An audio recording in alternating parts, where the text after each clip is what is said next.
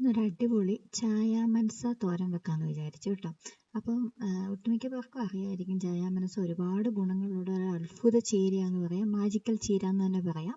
ചീരവർഗ്ഗത്തിൽ സ്പിനാച്ചിൻ്റെ വർഗ്ഗത്തിൽപ്പെട്ട ഒരു ചെടിയാണ് ചായാമനസ. ചായാമനസ എന്നും മായൻ ചീര എന്നും കപ്പച്ചീര എന്നും മെക്സിക്കൻ ചീര എന്നൊക്കെ ഒരുപാട് പേരുകളിൽ ഈ ചീര അറിയപ്പെടുന്നുണ്ട്. അപ്പം എന്താ പറയുക, ഒരു കുറഞ്ഞ പരിചരണം കൊണ്ട് തന്നെ നമ്മൾക്ക് പെട്ടെന്ന് കൃഷി ചെയ്തെടുക്കാൻ പറ്റുന്ന ഒരു ചീരയാണിത്.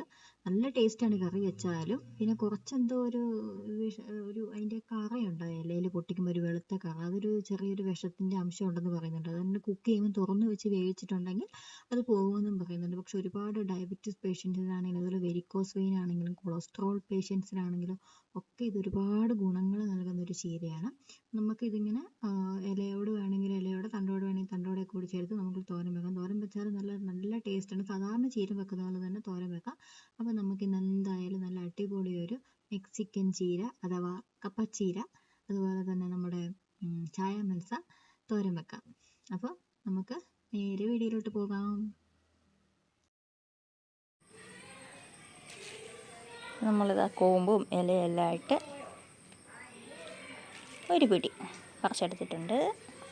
അപ്പോൾ നമുക്കിനി നേരെ ഇതുകൊണ്ട് കറി വെക്കാം. ഓക്കെ,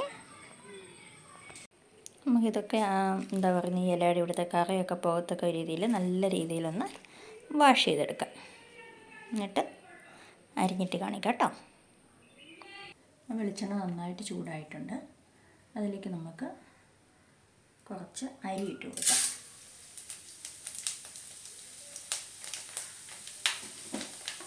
അതിലേക്ക് തന്നെ കുറച്ച് കടുക് ഇട്ട് കൊടുക്കാം.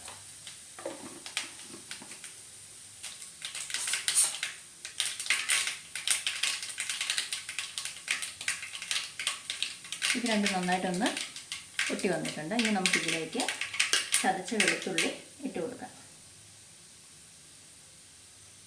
ചതച്ച വെളുത്തുള്ളി ഇട്ട് കൊടുക്കാം.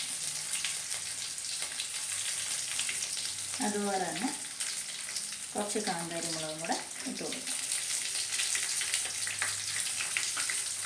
ഇനി ഇതൊന്ന് നല്ല രീതിയിൽ മൂപ്പിച്ചെടുക്കാം.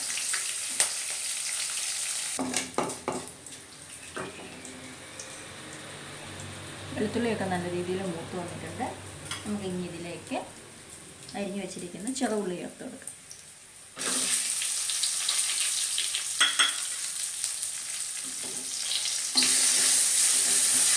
ഇനി നമുക്ക് ഇതുകൂടെ നല്ല രീതിയിലൊന്ന് വഴറ്റിയെടുക്കാം.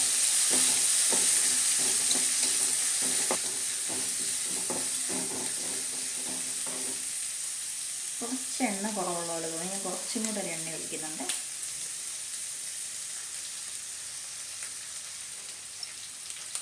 നമ്മൾ വേറെ വെള്ളമൊന്നും ആഡ് ചെയ്യുന്നില്ലല്ലോ വേവാൻ വേണ്ടി. ഇതൊന്ന് നല്ല രീതിയിലൊന്ന് മൂപ്പിച്ചെടുക്കാം.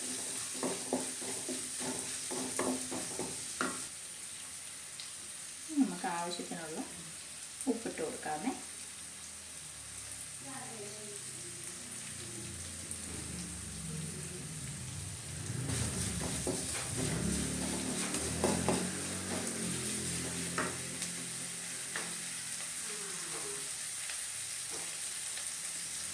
ഏകദേശം ഉള്ളി ഒന്ന് വാടി വന്നിട്ടുണ്ട്. ഇനി നമുക്ക് ഇച്ചിരി മഞ്ഞൾപ്പൊടി ഇടാം.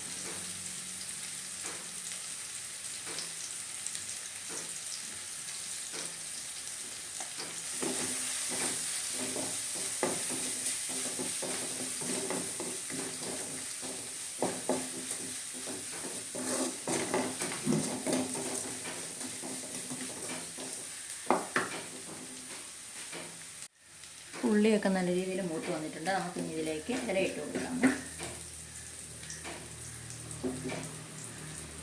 അരിഞ്ഞു വെച്ചിരിക്കുന്ന ചായ മനസയുടെ ഇല ഇട്ട് കൊടുക്കാം.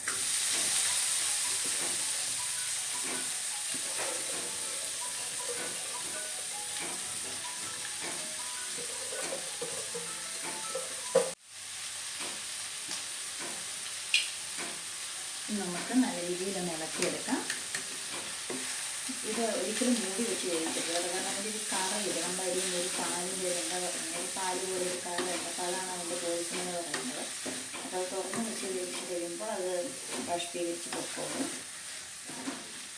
ഒരിക്കലും അടച്ച് വെച്ച് വേവിക്കണ്ട. പിന്നെ സാധാരണ ഇലക്കറി പോലെയല്ല, ഒരു 10 20 മിനിറ്റോളം ചെറുതീയിൽ വേവിച്ചെടുക്കുന്നതാണ് അത്യുത്തമം കേട്ടോ.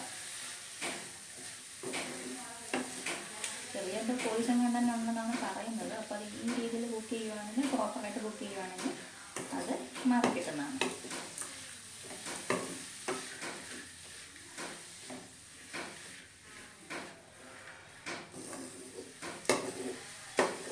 അപ്പോൾ നമുക്കിതൊന്ന് ഒരു 10-15 മിനിറ്റോളം ഇങ്ങനെ തുറന്ന് വെച്ച് വേവിച്ചെടുക്കാം. ഒരു 5-6 മിനിറ്റ് ആയിട്ടുണ്ട്. നമുക്കിതൊന്ന് അടി തീർത്തൊന്ന് ഇളക്കി കൊടുക്കാം.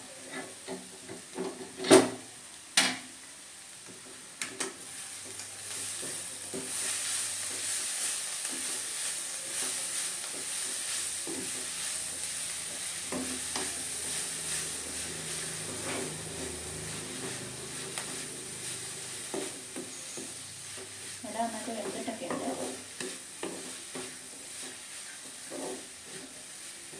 നമ്മുടെ ചീരയിലയുടെ ഒക്കെ ഒരു ഫ്ലേവറാണ് കേട്ടോ വരുന്നത്.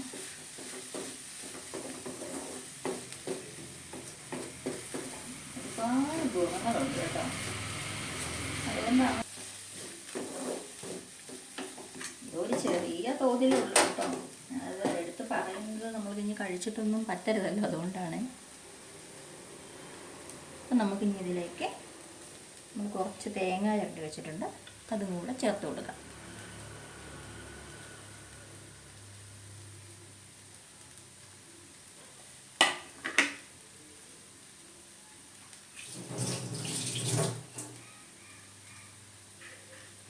നമുക്കിത് നന്നായിട്ടൊന്ന് മിക്സ് ചെയ്ത് കൊടുക്കാമേ.